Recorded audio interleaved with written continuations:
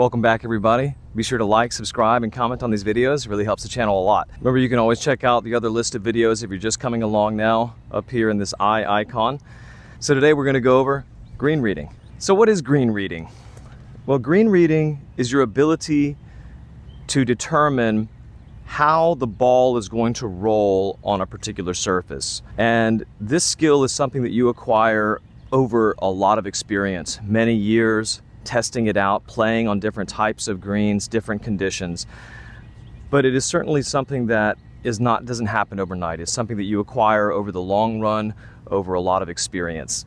And the goals of green reading are really twofold. You want to determine a couple of things.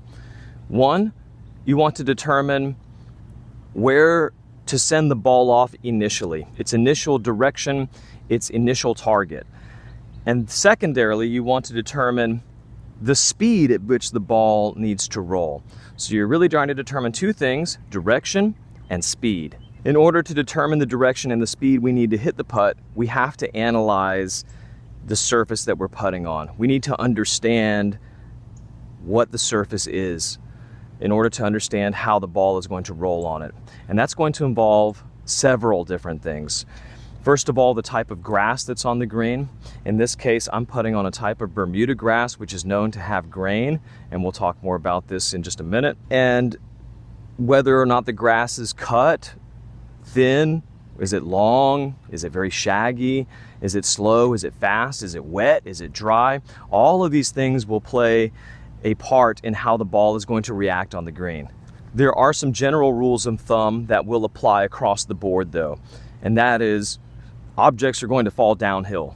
So as you approach a green, as you walk up to it, and green reading does start when we walk up to the hole or drive up to the hole if you're on a cart, you start analyzing where the low places are on the green. You look at the undulations, the bumps, the humps, and you see where the lowest place of the green is.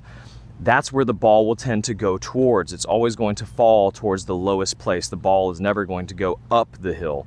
So it will fall down the hill. So we need to identify where the low places are so we can identify whether the ball is going to roll to the left some, or whether it's going to roll to the right some, or whether it's going to have a combination of these things. I know any of you who have seen the Masters know that they all say that the balls fall towards Rae's Creek. And that's because the creek is the lowest point and water runs off in that direction, so therefore the ball will fall in the same direction. You can think about that. Sometimes you can see where the water runs off of the green. Sometimes it's not so clear, but you want to identify. I think you can visualize pouring some water onto the green. Where would the water run off? Wherever that is, that's where the ball will tend to fall towards. So once you can determine which way the ball is going to fall, and for most putts, this is only going to be in one direction. Some longer putts may involve a double breaking or triple breaking putt, but generally most putts will only fall in one direction. And once you determine what direction that is, the next thing to determine is the severity of the break. Is it only going to turn a little bit, or is it going to turn a bunch? And this will depend on the severity of the slope. So we need to determine these things to have an idea where we want to send the ball initially so that it will have the best chance of dying or falling down towards the hole. And there are many different methods to determine the break of a putt, plumb bobbing and so on. And I'm not going to go over all of the methods. I'm just going to show you the method that I employ, that I use on the course for essentially all of my shots, but especially on putting. And it was shown to me by a sports psychologist that also worked with Tony Jacklin. I was about 12 years old at the time and just really getting into golf. And I had the pleasure of playing 9 holes with him. He actually didn't play, but he rode with me. And he told me about different visualization techniques and how to utilize those on putting. So I'm going to share that with you because it's been very helpful for me as I've been playing the game. In order to make the putt, to make a golf shot, it first starts in the mind. We have to visualize it first, and then we try to recreate that physically. And this can be easier said than done. Your powers of visualization are your powers of imagination. The greatest golfers have been the imaginative ones. They are able to see things that most of us can't see. They can see how to pull this certain shot off that none of us would even consider. So your powers of visualization are going to be directly related to your ability to do these things on the golf course. If you can't see it, if you can't understand how to do it or even visualize it, then it's not even a part of your abilities to pull off because you don't even think that it's possible. So putting is one of those things that we can visualize because it is relatively simple. We just want to roll the ball into the cup and judge where it's going to break and send it on that line with the correct speed so that it goes into the hole. Again, this is easier said than done, but your powers of visualization are going to be key in order to make putts. So the way that I read putts is I use a carpet technique or a path technique. I visualize a path from the hole back to the ball, as wide as the hole. I visualize a carpet, a red carpet being rolled out from the hole back to the ball. And I visualized how the ball is going to roll on the surface into that carpet, into the hole. I must be able to see how the ball is going to go on the green and roll on the green in order for it to fall down into the hole. And I visualize a carpet coming back from the hole straight to my ball, so I can have an idea what the initial direction is that I need to send this ball for it to fall down into the hole. You start from the hole backwards, not from the ball to the hole. And this is because when we putt balls, they have somewhat of a parabolic shape.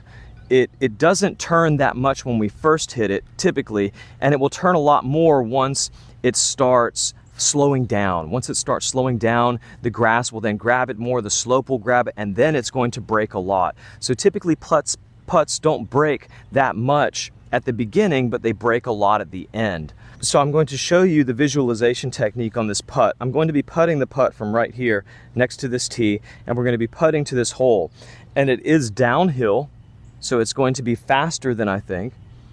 And it's also down grain. And the ball is going to break to the right. It's going to have a pretty heavy swing to the right.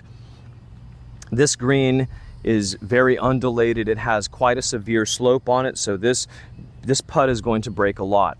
And how do I visualize it? Well, first you have to start from getting directly behind the hole and the ball.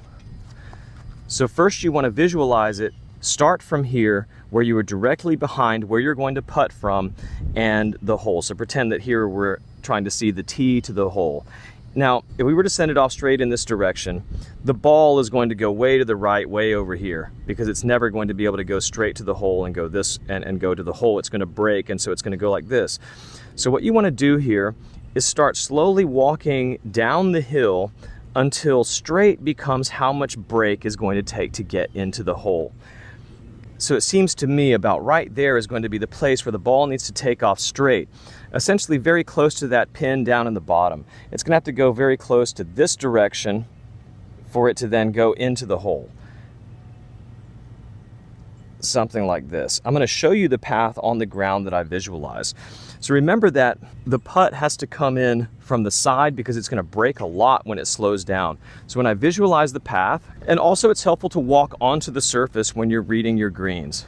Remember, we start reading the greens when we're coming and approaching the hole to get an idea where the low spot is. But then once you're on the green, use your feet and your sense of balance to help you determine which way it's leaning.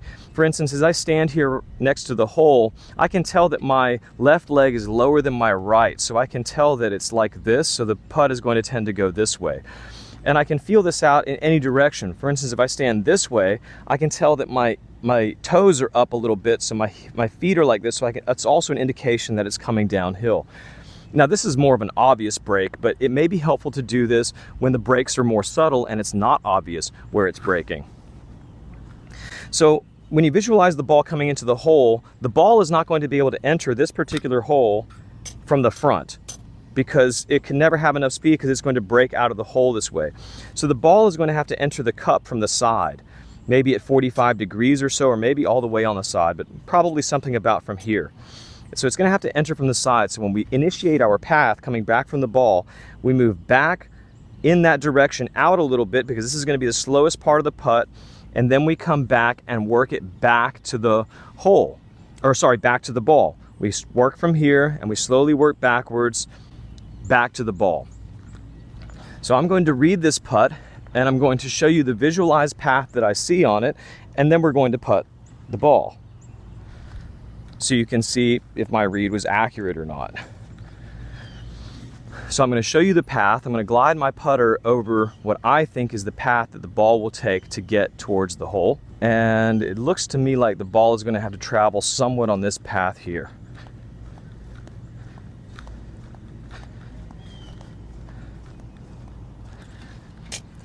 Something close to that. That's going to give a pretty good chance for it to go into the hole. This is what I see on the greens from my own experience and putting on these greens before. That's how much break I think it's going to take for this to go into the hole. So I'm going to have to initiate my putt somewhat in this direction, somewhere, so that it will fall towards that hole eventually. So once I see this path, I follow it back, hole to ball, ball to hole, hole to ball, back and forth, seeing the ball roll into the hole. Is that really going to be what it takes? Once I have that path, I visualize the ball going back towards the hole and seeing, is that going to be high enough? Is that going to swing enough to make it, is to put it into the hole? Where's it going to go? And I'm trying to determine exactly where I want to send the ball off. Secondarily, I'm also thinking about how fast does it have to travel so that it will stop relatively close to the hole. So I'm considering the things that I know, the severity of the slope, the grain, the break, the downhill, and I visualize the path back and forth until I'm satisfied. Once I'm satisfied with the path, I stick to it. The key part to putting is to not putt in doubt. You have to be confident about what you're doing. If you're doubtful, you're not going to be able to pull off an effective stroke. Your stroke needs to be confident. If you hit it and you're not really sure if you're aimed properly, if you have the correct speed, you're in doubt. And it's going to be difficult to hit it well when you're in doubt. So you want to try to hit it in confidence. So at this point, I have visualized the path. I understand the speed that I'm going to need to hit the putt. Now I step behind it. I pick an intermediary target that's on my path to help me align once I get on top of the ball. We will talk a little bit more about alignment in the future, in the next video. But for now, I'm really just trying to square up with the path to send it down that driveway, which I think will put it into the hole. So I visualize the path and I pick an intermediary target that I think is on the path, which is for me going to be somewhere right in here. And I try to line up with that. You can pick one closer if you want, but that's about as far away as I want it. It's about 5 or 6 feet. And I'm thinking about the speed that it's going to go. And once I see that path, I step up from behind it, and all I'm focused on is my intermediary target, and I follow that target back to the ball, and I square up my putter with that target. Just like we do on our shots on alignment, I'm squaring up with what I think is my target on the ground, my intermediary target, and I step up, look at the hole one last time to get the read, to get the speed, how the distance, and then stroke it. And that was pretty decent. It was a little bit low. I underread the putt some, but it's only a foot away. I had good speed and we can tap it in from there. So I want to give you an idea of how to read grain. This green is Bermuda, and Bermuda is known to have grain. When you see the grass here, if I rub my hand this way, it catches. It's like, you know, like a snake skin. It grows in one direction. It's growing like this. And if I move my hand this way, it catches my hand. If I move my hand this way, it's much smoother. Actually, if I move my hand this way. So straight at me is into the grain, and this way is down grain. It's very smooth that way. So that means the spikes of grass are growing like this in this direction. And those little spikes of grass will push the ball into that direction, essentially enhancing the slope or negating it maybe. And as you look upon this green, you can see it looks kind of shiny. When you're looking down grain, the grass will have a certain sheen to it. It looks shiny because we're looking at the back sides of the grass. Now, if we go down here and turn around and look forward the other direction, maybe we'll see that the grass looks a lot greener. See, here it looks a lot darker to me because now the grass is pointed into us. So when you're looking at a very dark green on Bermuda like this, that means you're into the grain, and so it's generally going to be slower than you think because the grass is pointed at you. So this is into the grain as opposed to this sheen looking color is down grain. And it's not that I'm just on that part of the green. I can walk down here and show you how all of this will turn dark green also as we turn around and look into the grain. So you see, as you look into the grain, it looks a lot darker than it does. So you look at this hole here, This is sort of into the grain here. And as you look at it from this side, you see now it looks kind of shiny. So this is down grain. See the difference there? So this is how we determine what the grain and which way the grain is going. Another way to determine grain is to look at the cups. You can look at the cup to identify the grain. So if you look at this cup here, you can see that this edge over here is very clean and the grass is overhanging it a little bit. On this edge, it looks messed up. It looks chewed up a little bit. The ground is here and it's not a very clean cut edge like it is over here. So that means the grain is running like this. So the edge that's chewed up, that means the grain is rolling that way. So that means as you putt this putt coming from this side, the grain is going to be pushing it more so that way, in addition to the slope pushing it this way, because this is into the grain and this is down grain, because this is the edge that's chewed up. So the grain is running this way. So this is, you can pay attention to this at the cup if you're putting on Bermuda greens. If you're putting on bent grass greens or other types of greens, you're not going to have to worry about grain so much. But on Bermuda greens, it's certainly a factor. Thanks so much for watching. Be sure to check out 2 of my other videos here. You can subscribe here. And the next couple videos we're going to go over, the next one we're going to go over specifics about alignment, how to line your putter up, and then we'll finally do some practice routines so you can practice all of this stuff. See you next time.